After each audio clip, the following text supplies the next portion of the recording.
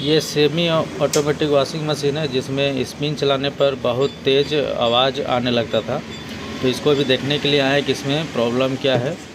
तो चेक करने के बाद पता चला कि यहाँ पे नीचे ड्रम के नीचे इसका मेन पॉइंट में कपड़ा फंसा हुआ था, जिसके वजह से जब चलाते हैं तो कपड़ा बहुत तेज़ी से बॉडी में टच करने लगता था और बहुत तेज़ आवाज़ आता था। वैसे कुछ और प्रॉब्लम इसमें नहीं था। तो इसको देखिए सारा निकालने के बाद इस तरह का कपड़ा निकला है, पूरा फट गया है कपड़ा। और इसको वापस से फिर हम लोग चलाते हैं तो बिल्कुल भी नॉर्मली ये चलने लगता है। तो अब देखिए फिट करके भी हम चला के दिखाते हैं, जिसका आवाज़ बिल्कुल भी नॉर्मल हो चुका है।